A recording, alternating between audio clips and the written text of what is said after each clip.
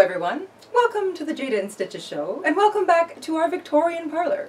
It's September, and ironically one of the hottest days of the year so far, and it's time for the next installment in our 2018 calendar blanket, the Victorian Stitch Sampler.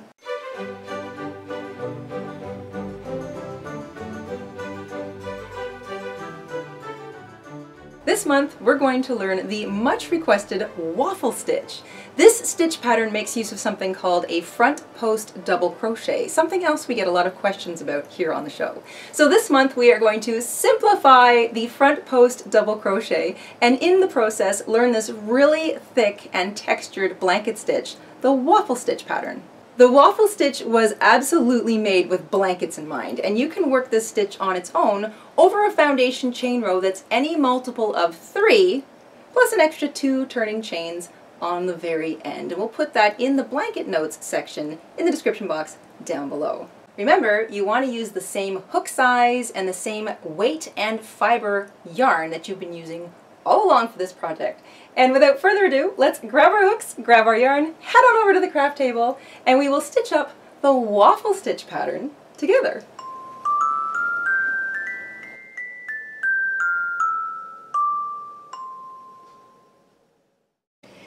In order to add the waffle stitch to our 2018 calendar blanket, you're going to want a little bit of your divider row color. I'm still using that nice creamy white color. About 100 grams of your stitch color. I'm back to brown. Make sure it's the same weight and fiber content as the rest of your blanket. So for me, that's a worsted or medium weight size 4 acrylic yarn. You're going to want a pair of scissors, a yarn needle, the same hook we've been using all along, which is a 5.5 millimeter or an I9 in the US or a size 5 in the UK. You also want your blanket, and once you've got all that together, we can get started. Make sure your blanket is flipped over and you're looking at the back side of the last row of your X's and O's stitch. So that's the one that ended with the treble crochet 2 stitches together. So make sure you've flipped your blanket over. Grab your divider row color. We're going to begin with a slip knot. And we're going to join our yarn with a slip stitch in the chain 1 space. So find that first X. Find the little chain 1 space in the middle of it, put your hook right through the chain 1 space, join with a slip stitch, and chain 3. This chain 3 counts as a double crochet. You're going to work 2 more double crochets into that same chain 1 space. You can weave in your little short tails later if you like, or work over top of them.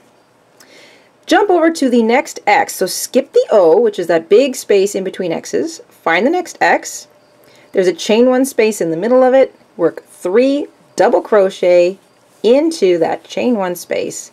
And that's all you're going to do all the way across for the divider row. 3 double crochet into each chain 1 space. That's the little space in between the crossed trebles that make up the X stitch from the previous row.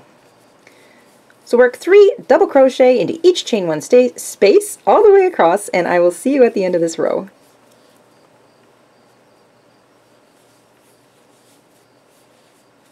Alright, 3 double crochet in each chain 1 space all the way across. Should look like this. So there's a little granny shell sitting directly on top of each of those X stitches from the previous row, all the way to the very end where you've worked your last 3 double crochet into the last chain 1 space.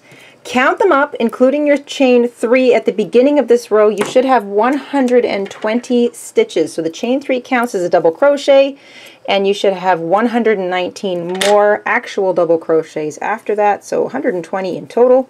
Fasten off. You can weave in your tail later. Flip over your blanket and grab your stitch color. Grab your waffle stitch color. We're going to make a slip knot. We're going to join with a slip stitch in the top of the last stitch that we worked in the divider row. So in the last stitch, going to join with a slip stitch. I am going to work over both of my little short tails.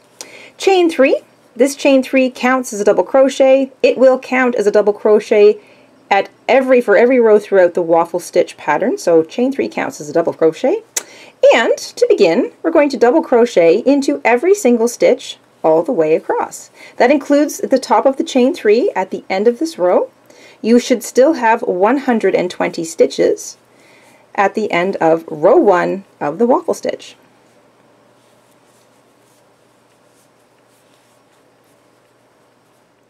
The last stitch of row 1 of the waffle stitch should be worked directly into the top of the chain 3 from the previous row, so just stick your hook in there any way you can. Count them up, you should have 120 double crochet at the end of row 1. Turn your work, chain 3, every row begins with a chain 3 and every row's chain 3 counts as a double crochet. The very first thing we're going to do in row 2 is work a front post double crochet around the next stitch. So remember, before we continue, when a chain 3 counts as a double crochet, the stitch it's sitting on top of has been used. So do not use that stitch. It's already in use. You want to move to the next stitch. But when you're working a front post double crochet, it helps to actually look at the fronts of your stitches. These are the posts of a stitch. It's that bit of a stitch that runs perpendicular to the top. That's the top of the stitch. Here's the post. You're going to wrap your yarn like you would if you were going to work a double crochet. But instead of going through the top of the stitch, we're going to go from front to back and back to front around the post of the stitch next to the first one. So this is the stitch we're working. You're going to slip your hook basically underneath the post of it so that it sits up on top of your hook like that. Yarn over, pick up a loop, and double crochet as normal. So what happens is that it pulls up the post. It's going to sit up away from the other stitches. We're going to double crochet into each of the next 2 stitches. Make sure, and this might be helpful to people who have trouble with the front post thing, this front post stitch that we just worked, there's the top of it right there. So make sure you skip it. Don't touch that. We're working the tops of the next 2 stitches, which are these ones. So if it helps, pick that stitch, flip it up, and then you'll see the top of it right there. You're going to work a regular double crochet into the tops of each of those next 2 stitches. So 1 double crochet for each of those next 2 stitches as normal. And now we're back to the front post double crochet. So this is the next stitch. So we've just worked these 2. This is the next stitch. We're not working the top of it, we're working the post of it. Yarn over, pick up that post, yarn over, pick up a loop, and double crochet as normal. Double crochet into each of the next 2 stitches. Remember to, if you have trouble figuring out where you are, identify the next stitch, flip it up, and make sure you get the top of it. So double crochet into each of the next 2 stitches. And then front post double crochet around the next stitch. And that is the pattern. You're going to front post double crochet around the first stitch of the set, and you're going to double crochet as normal into each of the next 2 stitches. You're going to repeat that little 1, 2, 3, 1, 2, 3 pattern all the way across, and I will see you at the end of row 2 of the waffle stitch.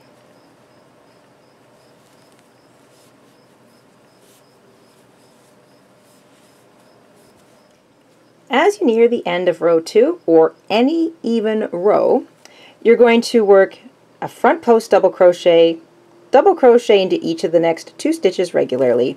That'll leave you with 2 stitches left, a double crochet and the chain 3.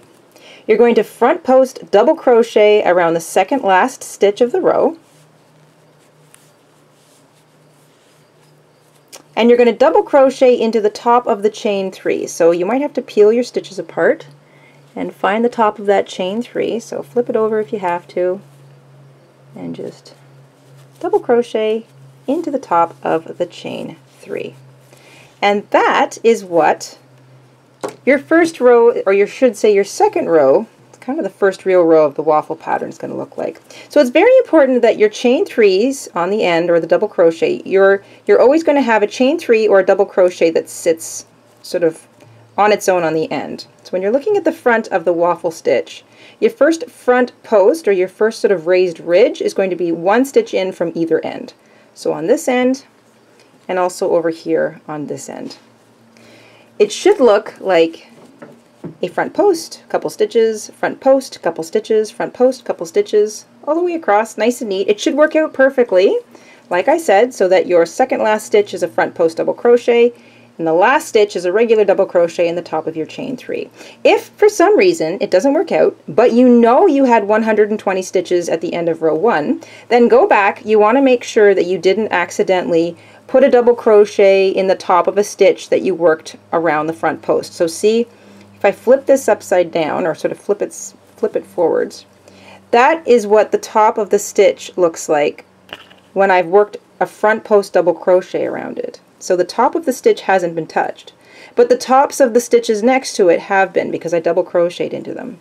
So if you find a front post double crochet and you flip it over and you've got a stitch in it, then you know you've accidentally added an extra stitch. So that's a way to figure out where you may have gone wrong if your row did not work out for you. You should still have 120 stitches at the end of this row. We're going to have 120 stitches at the end of every row. And if it worked out the way mine did, then let's flip it over and work row 3. From here on out, the pattern is pretty easy. It's an even and odd row repeater, so we're about to do the odd row, and every odd row will be exactly the same, but what you're basically doing in each row is the reverse of the row before. So let me explain. Get my hook in here. We're going to chain 3 to begin, because every single row begins with a chain 3.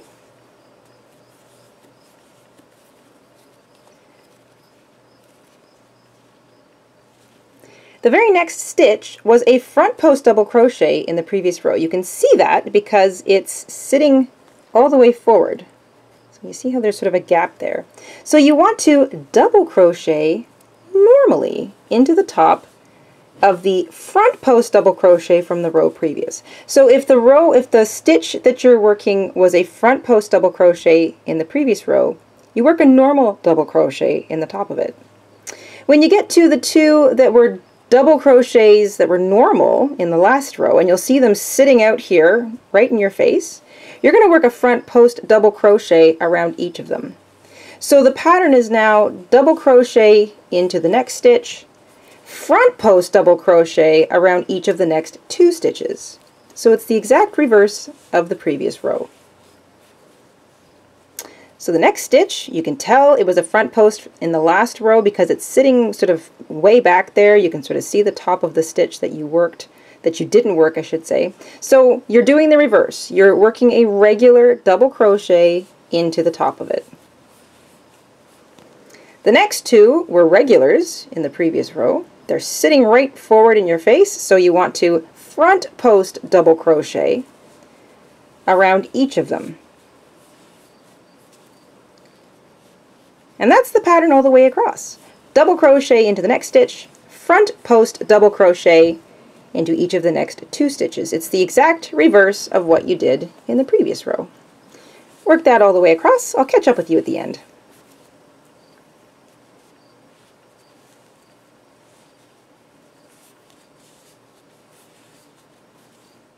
As we get across to the end of row 3, or any odd row, you work the last 2 front post double crochet, and that leaves you with what was a front post in the previous row. So you work a regular old double crochet into the top of it, and then you just work a regular double crochet into the top of the chain 3. So no front posting, no nothing, just a regular double crochet into the top of the chain 3. And there we go. That is row 3, or every odd row from here on out. You're basically just doing the reverse of the row before. Flip your work and let's get into row 4.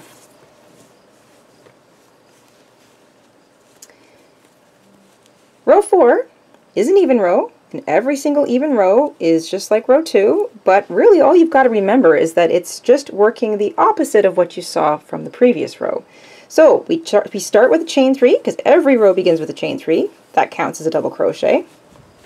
The very next thing we see is a regular double crochet from the row before, so we want to front post double crochet around it. So remember, row 2 began with a front post double crochet around the very first stitch of the row. So you chain 3, front post double crochet around the very next stitch. The next 2 were front posts in the row before, very easy to identify because they sit way back there.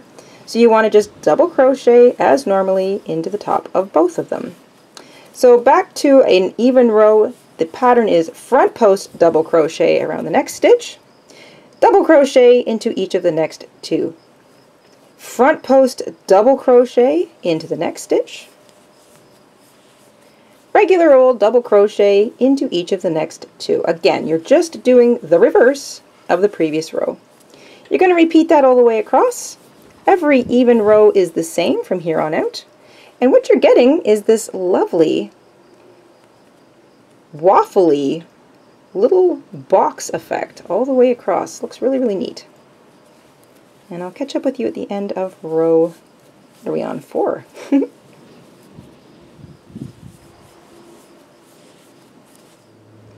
At the end of row 4, or any even row, remember you end with 2 regular single or double crochets, I should say, and then a front post double crochet around the second last stitch, and a regular double crochet into the top of the chain 3. And if you have to sort of spin that chain 3 around to find the top of it, that is okay. There it is. All right. You can really see that sort of interesting effect happening now.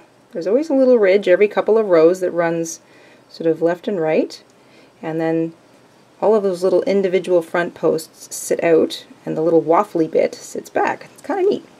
Alright, chain 3, turn your work. We're into an odd row now. So it's like every other odd row. Every row begins with a chain 3. You're just working the absolute reverse of the row before. So instead of a front post to start, it's just a regular double crochet to start. And then it's 2 front post double crochets in rapid succession around the next 2 stitches. I'm going to turn you guys loose now. You're going to repeat this little odd even or even odd row pattern until you get to row 9. So we're on row 5. We've got this row and a few more rows to go. I'll catch up with you at the end of row 9.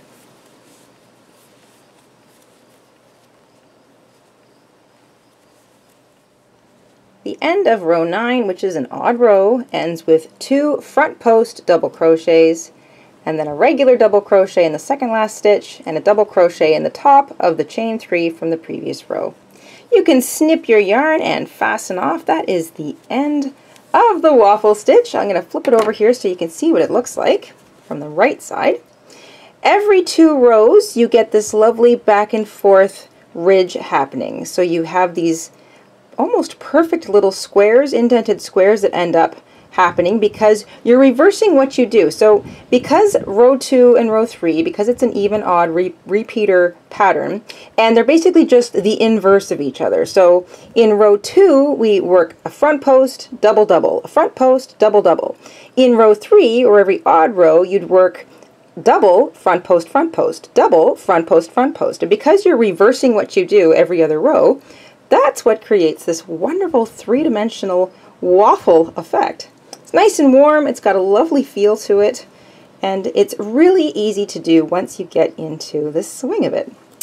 If you're measuring, your piece should be approximately 100 centimeters or 40 inches wide, and this is a shorter one. It's only 11.5 or 4 inches tall. This is a shorter stripe, but that's okay.